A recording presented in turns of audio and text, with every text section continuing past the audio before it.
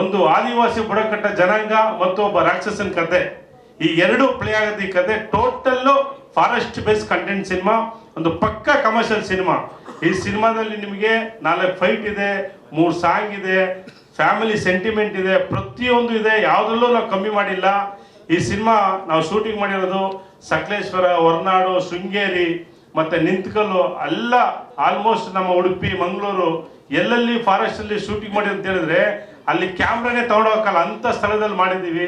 Normal ಪರ್ಸನ್ನು ಒಬ್ಬ ಏನು audience ಬಂದು ಸಿನಿಮಾ ನೋಡಿ ಈಚೆ ಬಂದು ಏನು ಹೇಳ್ತಾರೋ ಆ ರೀತಿ ಹೇಳ್ತೀನಿ ಕೇಳಿ. ತುಂಬ ಅದ್ಭುತ ಸಿನಿಮಾ. ಕೋರ ತುಂಬ ಮೂಡ್ ಬಂದಿದೆ.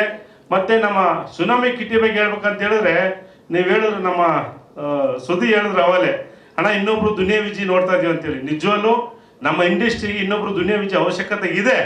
ಅದೇ ರೀತಿ ನಮ್ಮ ಸುನಾಮಿ ಕಿಟ್ಟಿ ಅವಶ್ಯಕತೆ ಇದೆ. ತುಂಬ ಹಾರ್ಡ್ ವರ್ಕ್ ಮಾಡಿದ್ದಾನೆ, ತುಂಬ ಕಷ್ಟಪಟ್ಟು ಒಳ್ಳೆ ಸ್ಟೆಂಟ್ ಮಾಡಿ, ರೋಪ್ ಇಲ್ಲದೆ, ಡೂಪ್ ಇಲ್ಲದೆ, ಕೈ ಕಾಲಲ್ಲಿ ಏಟ್ ಮಾಡಿಕೊಂಡು, ಕತ್ತನ ಮುರ್ಕೊಂಡು ತುಂಬ ಹಾರ್ಡ್ ವರ್ಕ್ ಮಾಡಿದ್ದಾನೆ. ಸೊ ಹಾಗಾಗಿ ಇಂಥ ಒಂದು ಸುನಾಮಿ ಕಿಟ್ಟಿ ಒಂದು ಒಳ್ಳೆ ನಾಯಕ, ಒಂದು ಒಳ್ಳೆ ಪ್ಲಾಟ್ಫಾರ್ಮ್ ಸಿಕ್ಕಿದೆ. ದಯವಿಟ್ಟು ನೀವೆಲ್ಲ ಆಶೀರ್ವಾದ ಮಾಡಬೇಕು. ಜೊತೆಗೆ ನಾನು ಕೋರ ಸಿನಿಮಾ ಏನೋ ಒಂದು ನಮ್ಮ ಕರ್ನಾಟಕ ರಿಲೀಸ್ ಮಾಡೋಣ ಅಂತೇಳಿ ನಾನು ಸ್ಟಾರ್ಟ್ ಮಾಡಿದ್ದು. ಬಟ್ ಸಿನಿಮಾ ಹೋಗ್ತಾ ಹೋಗ್ತಾ ಹೋಗ್ತಾ ಅದು ಪ್ಯಾನ್ ಇಂಡಿಯಾ ಸಿನಿಮಾ ಅಂತ ನಮಗೆ ಗೊತ್ತಿಲ್ಲ. ಯಾಕಂದರೆ ಪ್ಯಾನ್ ಇಂಡಿಯಾ ಸಿನಿಮಾ ಅಂತ ಹೇಳಿದ್ರೆ ನಮ್ಮ ಚಂದ್ರಣ್ಣ ಅವ್ರು ಮಾಡಿದ್ದು ದೊಡ್ಡ ಬಜೆಟ್ ಪ್ಯಾನ್ ಇಂಡಿಯಾ ಸಿನಿಮಾ. ಅದರಲ್ಲಿ ಪರಭಾಷಿಕರನ್ನ ಆರ್ಟಿಸ್ಟ್ ಹಾಕ್ಬಿಟ್ಟು ಮಾಡಿದ್ರು. ಬಟ್ ಇಲ್ಲಿ ಎಲ್ಲ ನಾವೇ ನಮ್ಮ ಕನ್ನಡಿಗರು ಎಲ್ಲ ಸೇರಿ ಒಂದು ಮಾಡಿದ್ರು. ಬಟ್ ಅದು ನಾವು ಸಿನಿಮಾ ಎಲ್ಲ ಆಗಿ ಸೆನ್ಸರ್ ಆಯಿತು. ಸೆನ್ಸರ್ ಆದ ಒಂದು ಮಿರಾಕಲ್ ಆಯಿತು. ನೀವು ಇಷ್ಟು ಶಾರ್ಟ್ಸ್ ನೋಡಿದಿರಾ, ಈ ಟಿ ಶಾರ್ಟ್ಸು ಚುಚ್ಚೋದೆಲ್ಲ, ಸೆನ್ಸರಲ್ಲಿ ಒಂದೇ ಒಂದು ಕಟಿಂಗ್ಸ್ ಕೊಟ್ಟಿಲ್ಲ ನಮ್ಮ ಸಿನಿಮಾಗೆ. UA ಸರ್ಟಿಫಿಕೇಟ್ ಕೊಟ್ಟರು.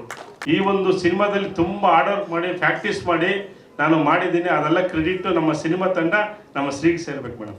ಒಬ್ಬ ಸಾಮಾನ್ಯರಿಂದಲೂ ಇಂತಹ ಅದ್ಭುತವಾದಂತಹದ್ದು ನಡೆಯುತ್ತೆ ಎಂಬತಕ್ಕಂಥದ್ದನ್ನು ಸಾಬೀತುಪಡಿಸೋದಕ್ಕೆ 2025ರ ಪ್ರಾರಂಭದಲ್ಲಿ ಈ ಚಿತ್ರ ಇದು ವಿಶೇಷವಾಗಿರ್ತಕ್ಕಂಥ ಸ್ವಾಗತವನ್ನ ತೆಗೆದುಕೊಳ್ತಾ ಇರ್ತಕ್ಕಂಥದ್ದು ಬಹಳ ಸಂತೋಷ ಪಡ್ತಕ್ಕಂಥ ವಿಚಾರ. ಆಗ್ಲೇ ವೇದಿಕೆ ಮೇಲಿದ್ದಾಗ ಮುಂದೆ ನೋಡಿ ಒಂದು ಫೋಟೋ ತೆಗಿಬೇಕು ಅಂದಾಗ ಯಾವ ಕಡೆ ನೋಡಬೇಕು ಎಂಬತಕ್ಕಂಥದ್ದು ಅರಿವಾಗದಂತ ರೀತಿಯಲ್ಲಿ ಆಯಿತು. ಅಂದರೆ ಇಷ್ಟು ಜನ ಕಲಾವಿದರ ಮಧ್ಯದಲ್ಲಿ ಇಷ್ಟು ಕ್ಯಾಮರಾಗಳ ಮಧ್ಯದಲ್ಲಿ ಇಷ್ಟು ಮೊಬೈಲ್ಗಳು, ಜೊತೆಗೆ ಎಲ್ಲರಲ್ಲಿರ್ತಕ್ಕಂಥ ಆ ಕಾತುರತೆ, ಕೋರಾ ಎಂಬತಕ್ಕಂತಹ ಆ ಒಂದು ಚಿತ್ರದಲ್ಲಿ ಏನು ಅಡಗಿದೆ ಎಂಬತಕ್ಕಂಥ ಸ್ವಾರಸ್ಯಕರವಾದಂತಹ ವಿಚಾರವನ್ನ ಎಲ್ಲರೂ ಕಾತುರತೆಯಿಂದ ಕಾಯ್ತಿದ್ದಾರೆ. ಅದಕ್ಕಾಗಿ ನಾನು ಸಹಿತ ಕಾತುರತೆಯಿಂದ ಕಾಯ್ತಾ ಇದ್ದೇನೆ. ಇದರಲ್ಲಿ ಅದ್ಭುತವಾದಂತಹ ರಹಸ್ಯಗಳು ಅಡಗಿದೆ.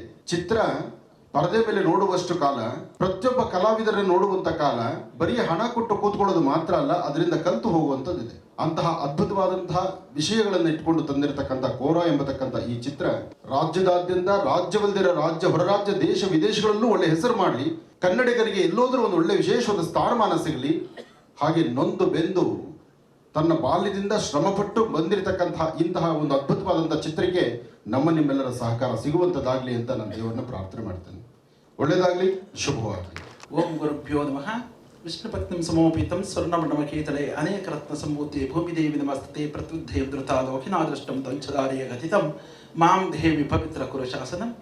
ಶುಭವಾದ ಈ ಸುಸಂದರ್ಭದಲ್ಲಿ ಕೋರಾ ಎಂಬತಕ್ಕಂತಹ ಈ ಚಿತ್ರಕಥೆಯ ಒಂದು ಅನಾವರಣಗೊಳ್ಳತಕ್ಕಂಥದ್ದು ನಮ್ಮೆಲ್ಲರ ಈ ಶುಭವಾದ ಸುಸಂದರ್ಭದಲ್ಲಿ ಆ ಕನ್ನಡ ನಾಡು, ಕನ್ನಡ ನುಡಿ, ಕನ್ನಡ ಜಲ, ಕಲೆ ಇಲ್ಲದ ಮಾನವನಿಲ್ಲ, ಆಡು ಮುಟ್ಟದ ಸೊಪ್ಪಿಲ್ಲ ಎಂಬತಕ್ಕಂತಹ ನಾಡ ಗಾದೆಗನುಗುಣವಾಗಿ ಕನ್ನಡದ ಅಭಿಮಾನಿಗಳು, ಈ ಕನ್ನಡದ ಚಿತ್ರದ ಎಲ್ಲರೂ ಕೂಡ ಕನ್ನಡ ಅನ್ನುವಂತಹ ವ್ಯಾಖ್ಯಾನಗಳು ರಾಜ್ಯಾದ್ಯಂತ, ರಾಷ್ಟ್ರಾದ್ಯಂತ ಚಿನ್ಮಯವಾಗಿ ಬೆಳಗಲಿ ಅಂತ ನಾವು ನೀವೆಲ್ಲರೂ ಮುಂಬದಿಯಲ್ಲಿ ಕುಳಿತಿರ್ತಕ್ಕಂಥ ಎಲ್ಲ ಕಲಾಬಂಧುಗಳು, ಮಾಧ್ಯಮ ಬಂಧುಗಳೆಲ್ಲರೂ ಕೂಡ ಹಾರೈಸುತ್ತಾ ಕನ್ನಡದ ನುಡಿ, ಕನ್ನಡದ ಚಿತ್ರರಂಗವು ರಾಷ್ಟ್ರಾದ್ಯಂತ, ರಾಜ್ಯಾದ್ಯಂತ ಅತ್ಯುನ್ನತವಾಗಿರ್ತಕ್ಕಂತಹ ಚಿನ್ಮಯವಾಗಲಿ ಅಂತ ಬೆಳಗಲಿ.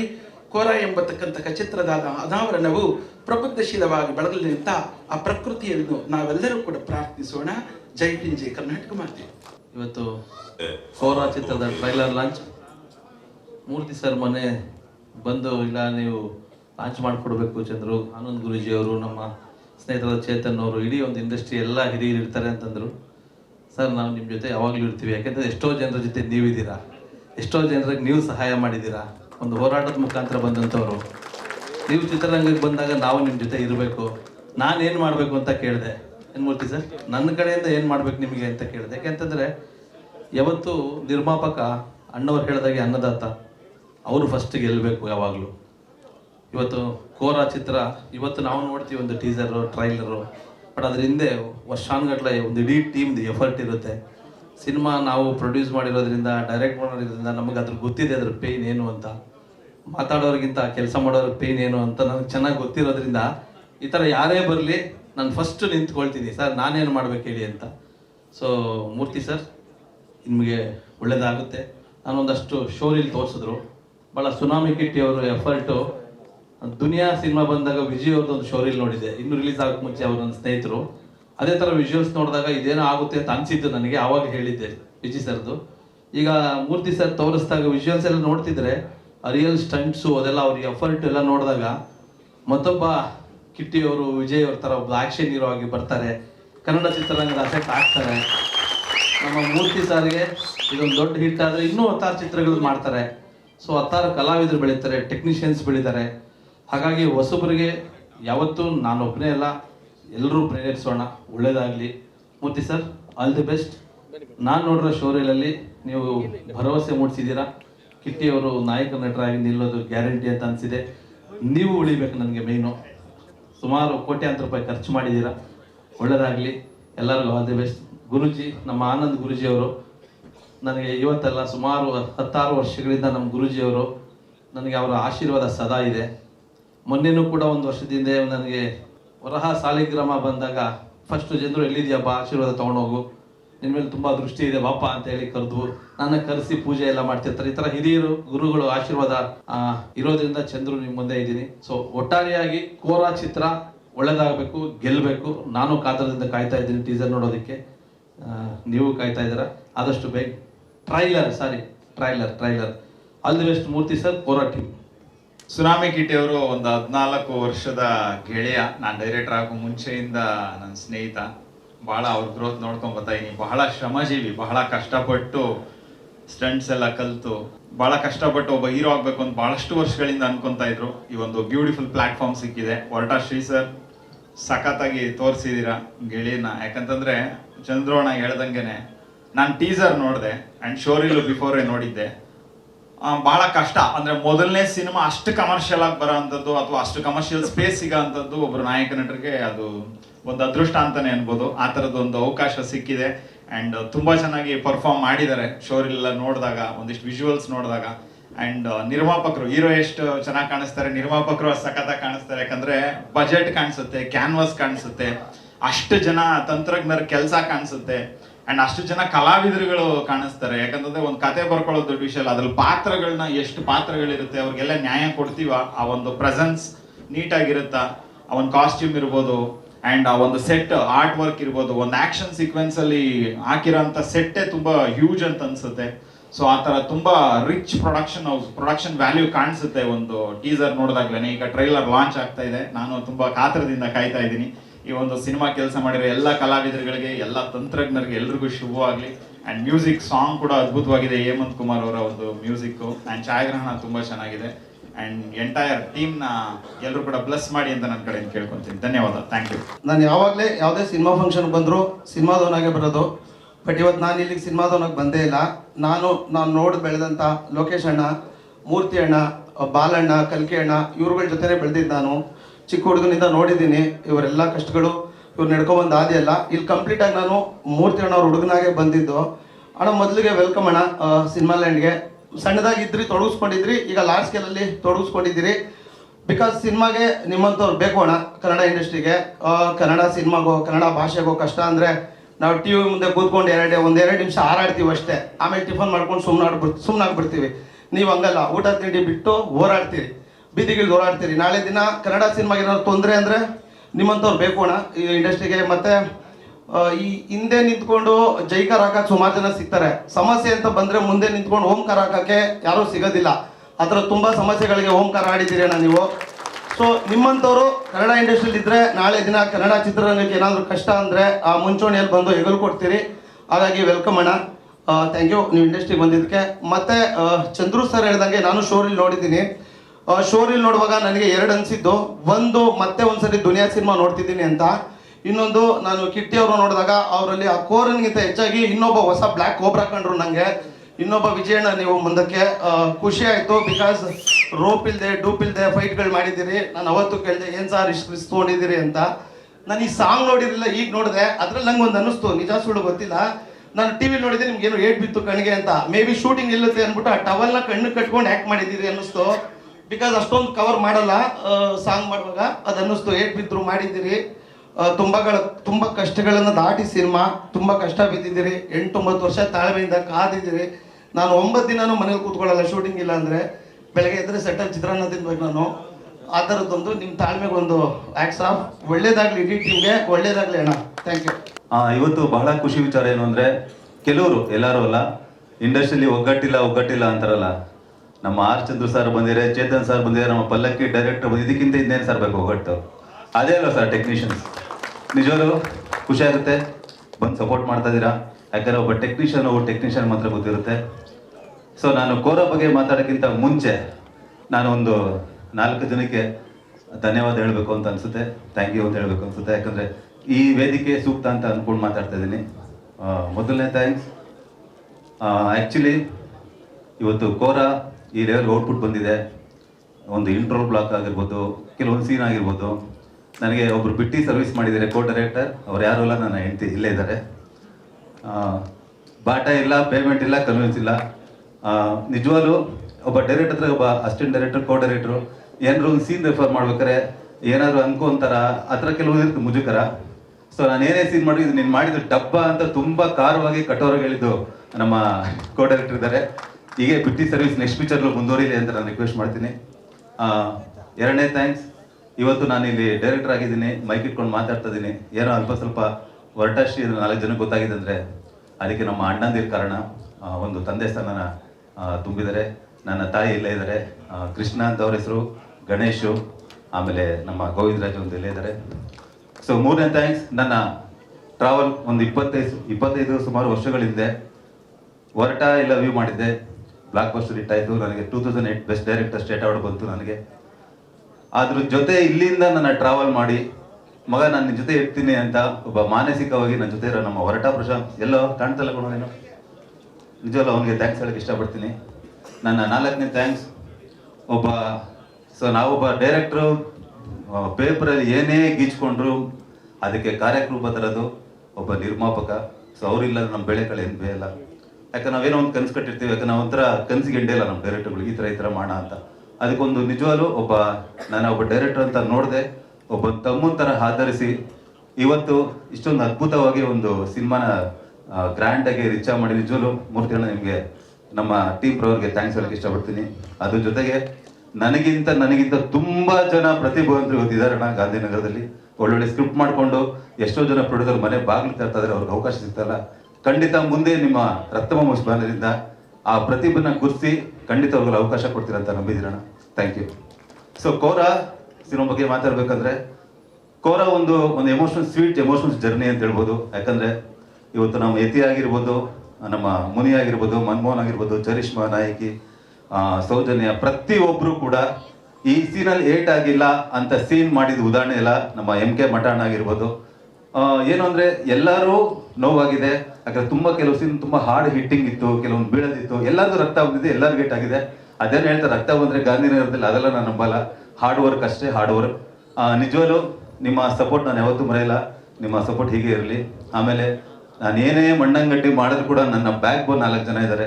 ನನ್ನ ಕ್ಯಾಮ್ರಾಮನ್, ನನ್ನ ಮ್ಯೂಸಿಕ್ ಡೈರೆಕ್ಟರ್, ನನ್ನ ಎಡಿಟರ್, ಮತ್ತು ನಮ್ಮ ಡಿಶುಮ್ ಫೈಟ್ ಮಾಸ್ಟರ್ ಕೋರಾ ಚಿನ್ನಯ್ಯ.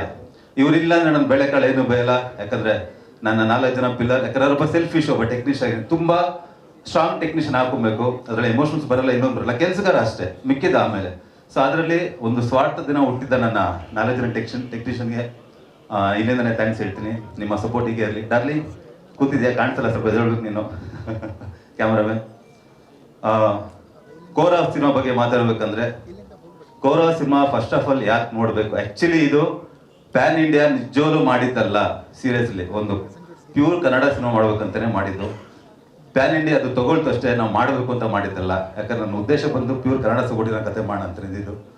ಸೊ ಹೀಗೆ ಸಿನಿಮಾಯಿಂದ ಕಾಂಟೆಕ್ಟ್ಸ್ಗಳು ಬೆಳೀತಾ ಹೋಗುತ್ತೆ. ಅವ್ರ ಶೋ ನೋಡಿದ್ಮೇಲೆ ಇಲ್ಲ ಸರ್ ಇದು ಯೂನಿವರ್ಸಲ್ ಸಬ್ಜೆಕ್ಟ್ ಆಗಿರೋದ್ರಿಂದ ಇದು ಪ್ಯಾನ್ ಇಂಡಿಯಾ ಸೂಕ್ತ ಅಂತ ನಮ್ಮ ಇಲ್ಲಿ ಕಾಣ್ತಲ್ಲ ನಮ್ಮ ತೆಲುಗು ಡಿಸ್ಟ್ರಿಬ್ಯೂಟರ್ AN ಬಾಲಾಜಿ ಅವ್ರು ನಿಜವಲ್ಲೂ ಕೃತಜ್ಞತೆ ಹೇಳಕ್ಕೆ ಇಷ್ಟಪಡ್ತೀನಿ.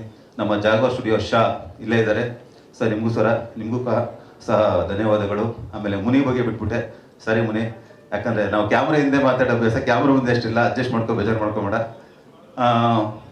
ಸೊ ಕೋರಾ ಸಿನಿಮಾ ಒಂದು 40 ವರ್ಷ ಹಿಂದೆ ಹೋದರೆ ಆ ಒಂದು ಬ್ಯಾಕ್ಡ್ರಾಪಲ್ಲಿ ಮಾಡಿರೋ ಒಂದು ಕತೆ, ಬುಡಕಟ್ಟು ಜನಾಂಗದ ಕತೆ.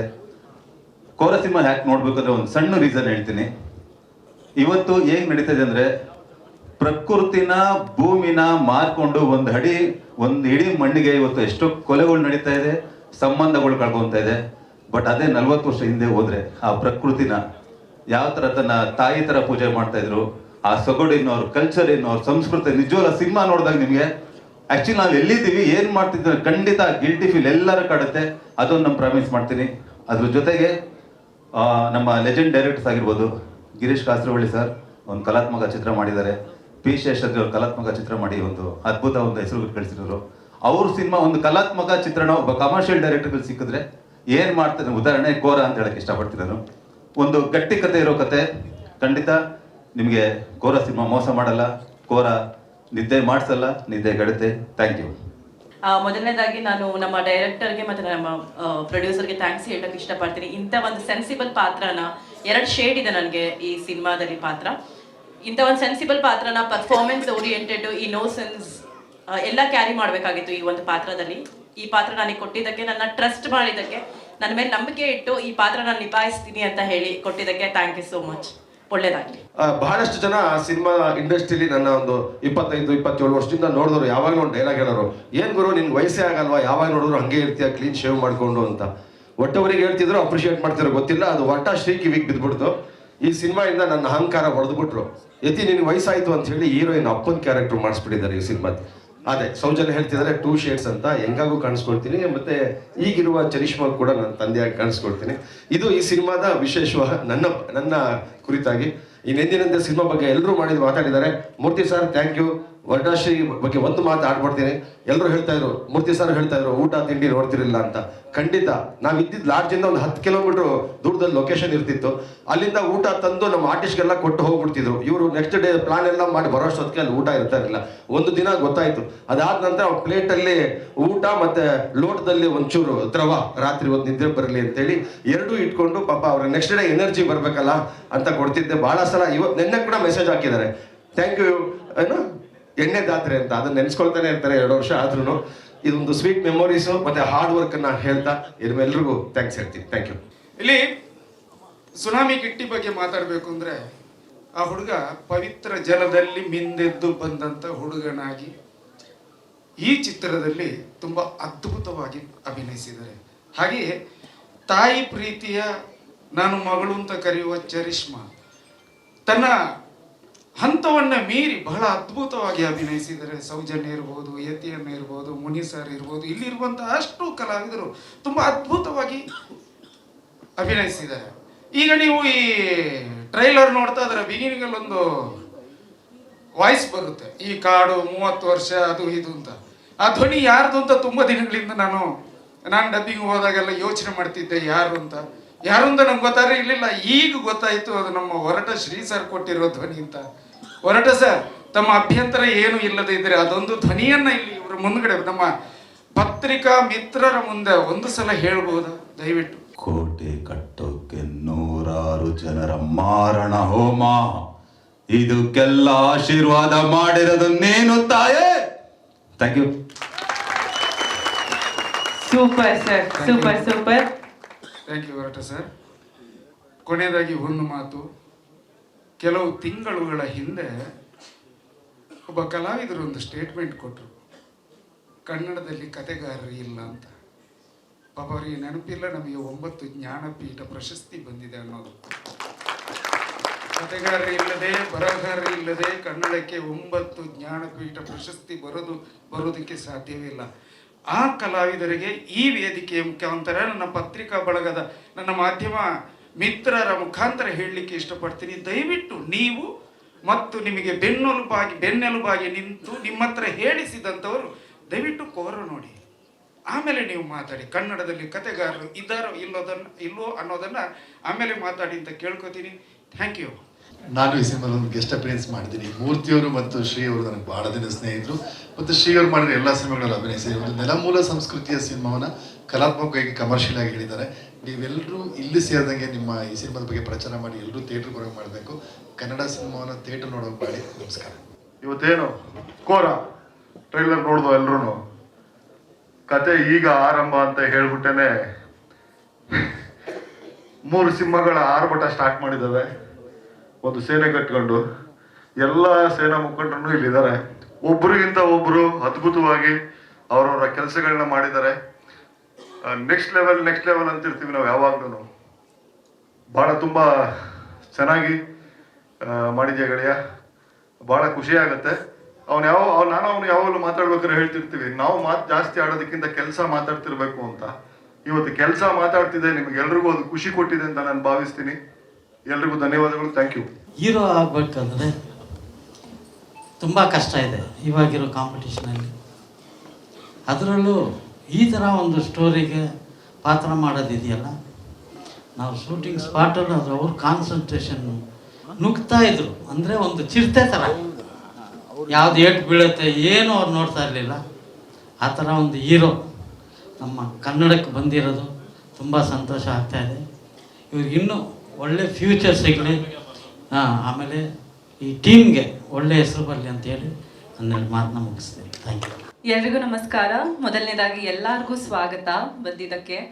ಎಲ್ಲರಿಗೂ ಟ್ರೈಲರ್ ಲಾಂಚ್ ಟ್ರೈಲರ್ ಇಷ್ಟ ಆಯಿತು ಅಂತ ಭಾವಿಸ್ತೀನಿ. ಈ ಸಿನಿಮಾ ತುಂಬ ಕಷ್ಟಪಟ್ಟು ಮಾಡಿದ್ದಾರೆ. ಕಷ್ಟಪಟ್ಟು ಮಾಡಿದ್ದಕ್ಕೆ ನೀವು ನೋಡಬೇಡಿ, ನಮಗೋಸ್ಕರ ನೋಡಬೇಡಿ, ನಿಮಗೋಸ್ಕರ ನೋಡಿ.